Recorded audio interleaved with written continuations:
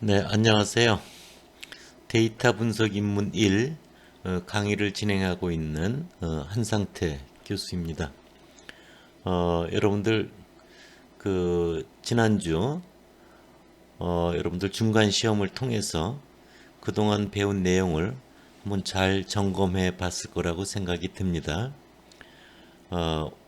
이어서 이제 오늘은 여러분들에게 데이터 분석 입문을 배우면서 굉장히 중요한 그런 시간이 됩니다.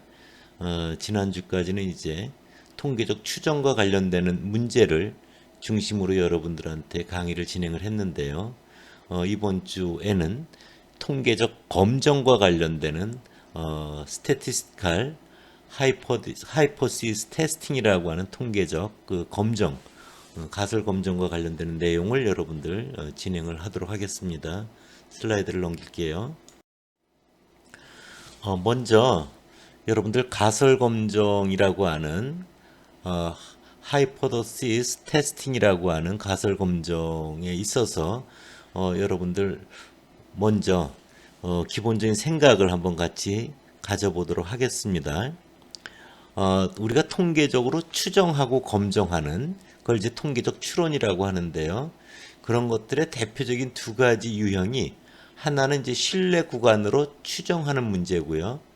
또 하나는 가설 검정이라고 하는 겁니다. 가설 검정을 뭐 다른 표현으로 유의성 검정을 한다. 뭐 이런 표현을 쓰기도 합니다.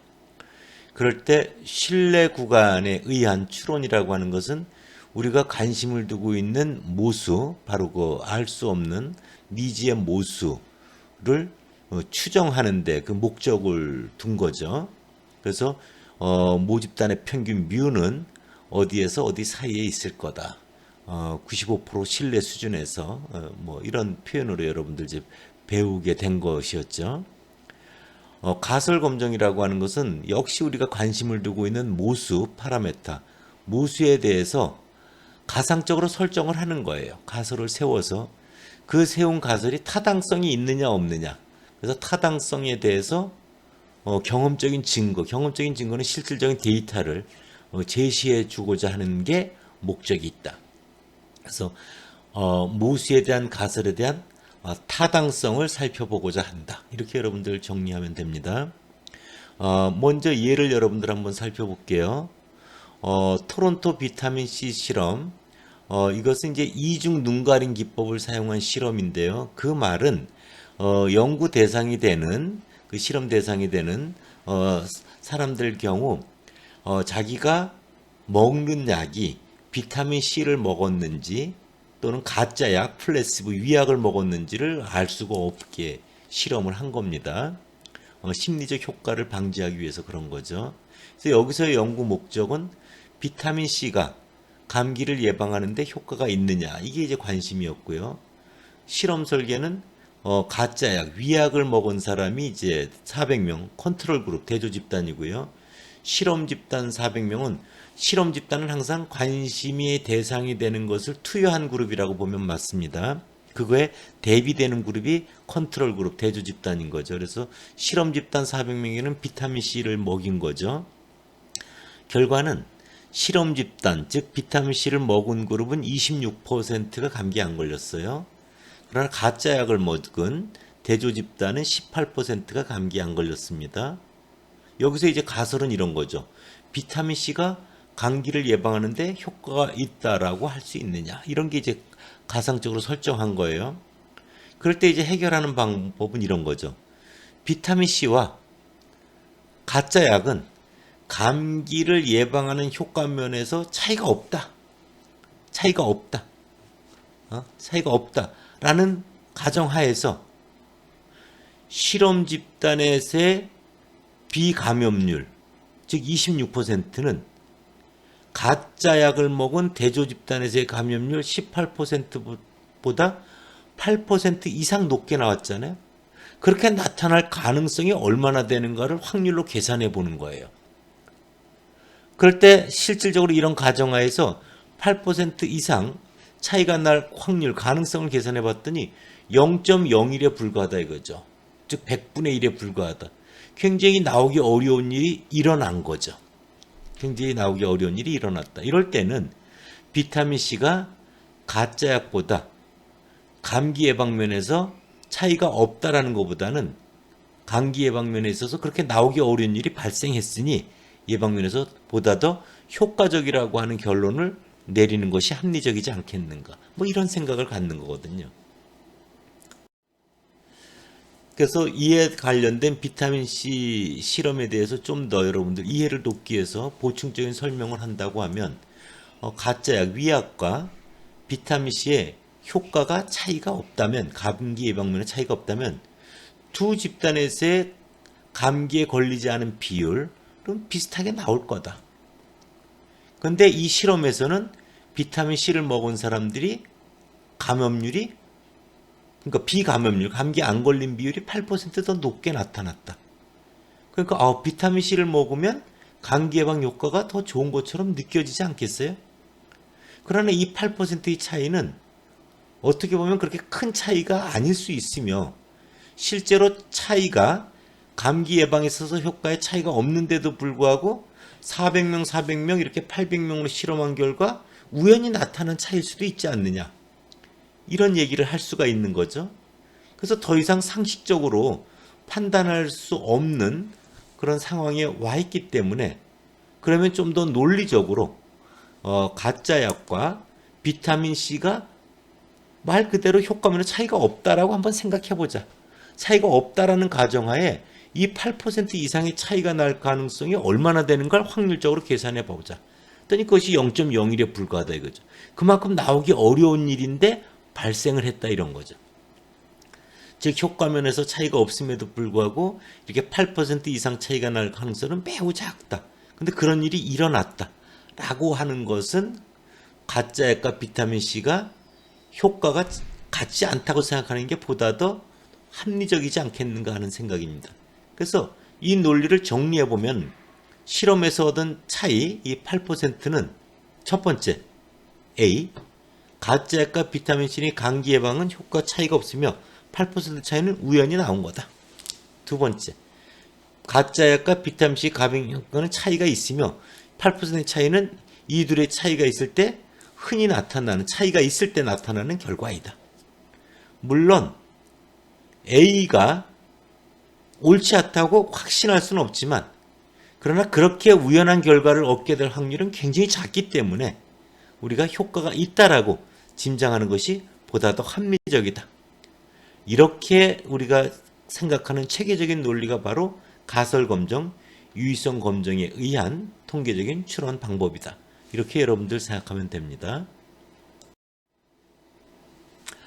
여러분들 가설검정을 이제 본격적으로 얘기를 시작을 할게요. 가설검정은 하이포더시스 테스팅은 일단 정의는 우리의 관심은 모집단에 있잖아요. 모집단에 특히 관심을 두는 건 모집단의 특성, 모수인 거죠. 또는 그것이 뭐 분포가 될 수도 있습니다. 그래서 그런 것들에 대해서 규모가설과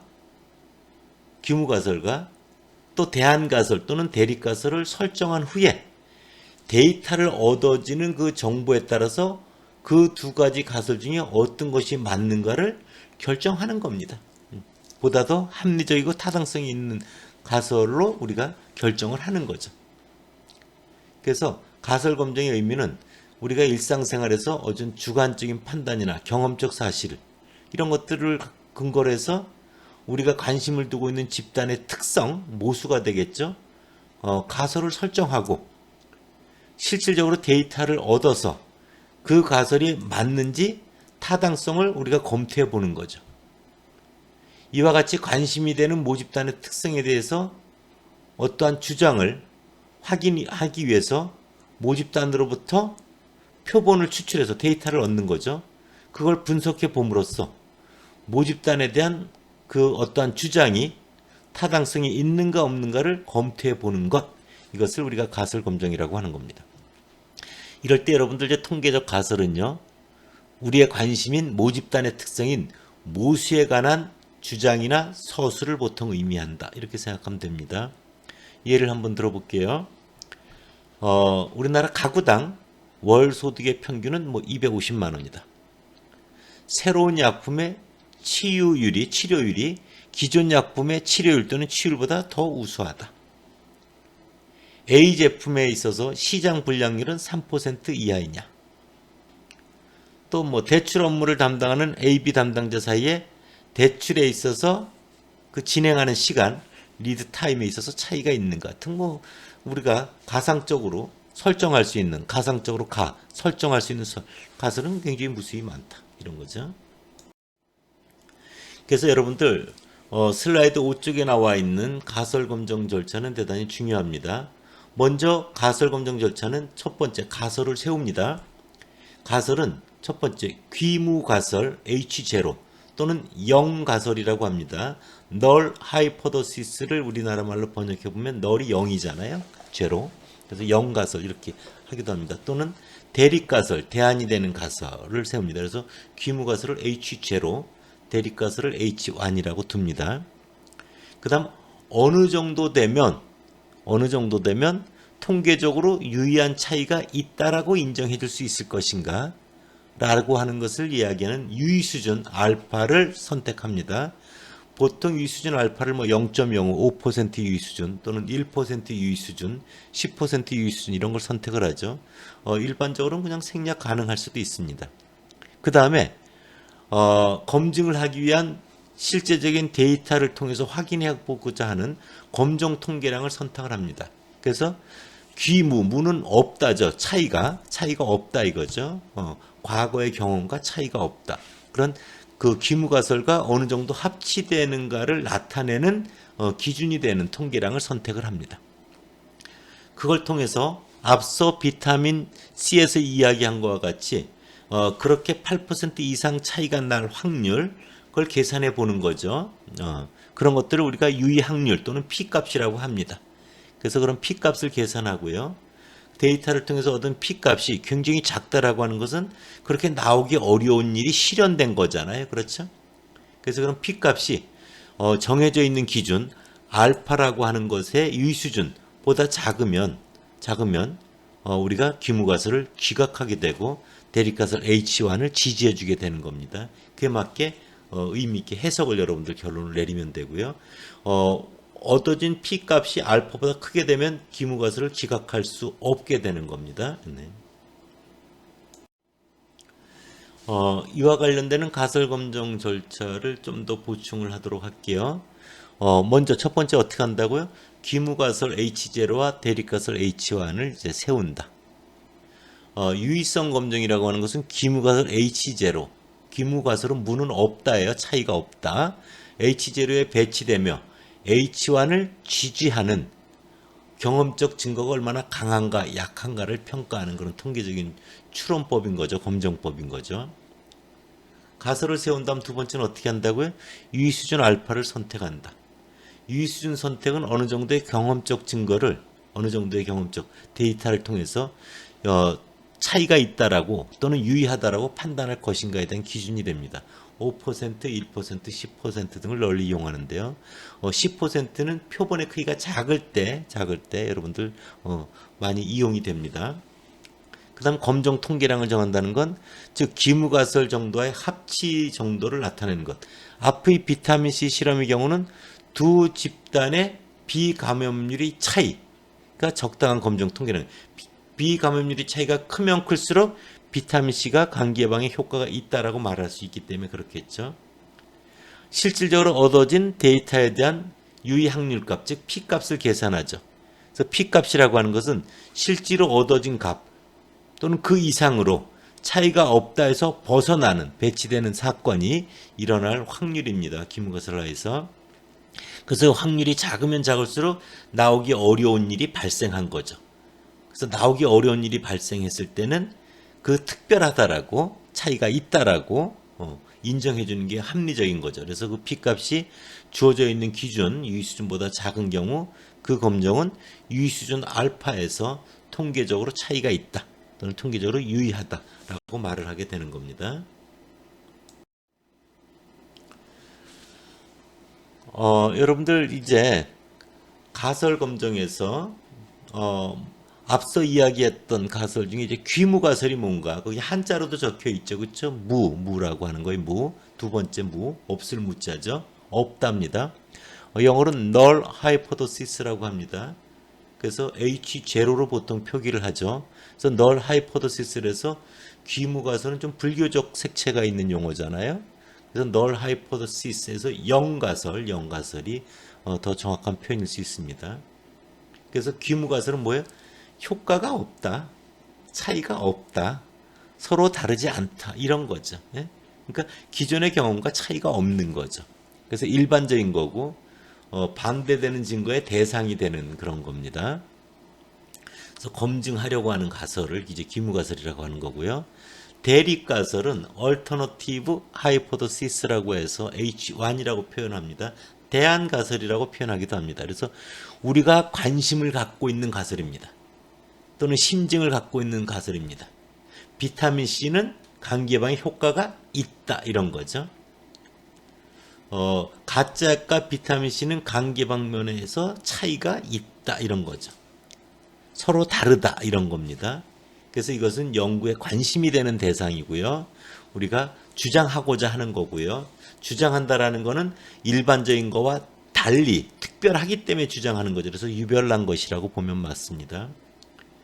그런 측면에서 가설검정은 바로 귀무가설에 반하는 경험적 증거의 강약을 평가하는 통계적인 추론 방법, 검증 방법이다라는 얘기를 다시 한번 이야기를 합니다. 다음 페이지로 가볼게요. 예를 통해서 한번 여러분들 더 설명해 보면요. 앞의 비타민C 실험에서 우리는 차이가 존재한다는 것을 보이기 위해서 잠정적으로 뭐예요? 비타민C와 위약, 플래시보, 가짜약은 감기 예방 면에 있어서 비감률에 있어서 차이가 없다라고 가정을 한 거죠. 그 가정하에서 8% 이상의 차이가 날 어떤 확률을 계산했죠. 그걸 P값 유의 확률이라고 했죠. 그래서 비타민C와 위약이 감기 예방 면에서 차이가 없었다 가정했고, 그러한 가정을 통계학에서는 뭐다? 차이가 없다. 귀무가설이고 H0로 표기한다. 예를 들어 P1과 P2를 각각 비타민C와 이약을 복용한 사람들의 감기 비감염률이라고 하면 H0는 즉 P1 이꼬로 P2가 되는 거죠. 기호로. 이 귀무가설이 배치되며 우리가 관심을 두고 있는 걸 대립가설 또는 대안가설이라고 하는데요. 이런 경우는 뭐예요? 비타민C의 비감염률 P1이 위약의 비감염률 P2보다 크다, 이런 거죠. 그래서 대립가설은 보통 H1으로 표기를 합니다. 그래서 이 대립가설은 비타민C가 위약, 플래시보보다 감기 예방에 효과가 있다라는 것을 내용으로 하고 있는 그런 특징이다 라는 거 여러분들 보면 되죠. 다음 페이지로 가볼게요. 가설 검증의 예를 한번 볼게요. 자, 4가지 예가 있는데 하나하나 여러분들 잘 한번 생각하면서 앞서 배웠던 내용을 다시 한번 머릿속에 정리를 하세요. 새로운 약품이 나왔어요. 그것의 평균 치료 기간 뮤는 기존 약품의 평균 치료 기간 15일 걸렸대요. 기존 약품보다 작다고 할 수 있는가? 그러면 치료 기간을 줄일 수 있다라는 의미 아니겠어요? 작다고 할 수 있는가 그랬어요. 그래서 귀무가설은 기존과 동일한 거죠. 차이가 없는 거죠. 새로운 약품의 평균 치료 기간은 기존과 마찬가지로 15일이다. 그래서 뮤이코로 15고요. 주장하는 건 뭐예요? 새로운 약품의 평균 치료 기간은 과거 15일보다 짧아졌다. 15일보다 작다. 뮤가 15보다 작다. 작은 쪽에 관심을 두고 있는 거죠. 작은 쪽에 관심을 두고 있어요. 두 번째 예 2는 소비자 고발센터에 접수된 불만은 A 제품의 함량이 기준치인 150g을 대부분 미달한다라는 거죠. 미달한다. 그럴 때 귀무가설은 뭐예요? A 제품의 함량 기준치는 일반적인 150g과 차이가 없다. 뮤이코로 150 이런 거죠. 지금 소비자 고발센터에서 불만이 제기되고 있는 주장하는 건 뭐예요? 대립가설은 A 제품의 함량 기준치가 150g에 미달한다 이런 거죠. 뮤가 150보다 작다. 이것도 미달하는 쪽, 한쪽 방향에 관심을 두고 있죠. 세 번째, 어떤 제조업에서 공정을 개선한 후에 불량률은 감소되었는가? 감소라는 말이 있죠. 귀무가설은 개선 후에도 과거의 불량률과 차이가 없다. 변화가 없다. 이런 거고요. 대립가설은 개선 후 불량률이 줄어들었다. 감소되었다. 이런 것들이 주장하는 거죠. 대립가설. 마지막 이해는요. 휴대폰의 색상에 따라서 남성과 여성의 선호도가 다른가 이랬어요. 다른가. 기무가설은 뭐예요? 차이가 없다죠. 그래서 휴대폰의 색상에 따라 남성과 여성의 선호도가 차이가 없다. 같다 이런 거죠. 즉 뮤1 이꼴은 뮤2가 되는 거죠. 남성의 선호도 평균을 뮤1, 여성의 선호도 평균을 뮤2라고 하면 뮤1 이꼴은 뮤2가 되는 거죠. 대립가설은 휴대폰의 색상에 따라 남성과 여성의 선호도가 다르다 이런 거죠. 차이가 있다 이런 거죠. 즉 뮤1과 뮤2는 등호가 아니다. 다르다라고 하는 건 작아도 다른 거고 커도 다른 겁니다. 양쪽 방향에 관심이 있는 걸 볼 수 있을 거예요. 다음 페이지로 볼게요. 그래서 여러분들 가설 검정은 검정하는 형태에 있어서 앞서 저도 이제 계속 강조하면서 여러분들한테 이야기를 했는데요. 단측 검정과 양측 검정이 있습니다. 단측 검정은 원사이드 테스트라고 해요. 그래서 원사이드라고는 한쪽 방향에 관심을 두고 있는 거죠. 그래서 맨 아래 그림을 보면요. 오른쪽 검정해가지고 우측에 색칠이 되어 있잖아요. 그래서 오른쪽 경계치를 넘어가면 차이가 없다를 기각하는 영역이죠. 그것이 이제 유의 수준 알파, 한쪽 영역 땅덩어리 면적이 알파가 되고요. 왼쪽 검정이라고 하는 건 레프트 사이드 테스트라고 하는 건 왼쪽에 기무가설을 기각하는 영역이 잡히는 거죠. 역시 한쪽 영역이 알파를 다 차지하고 있죠.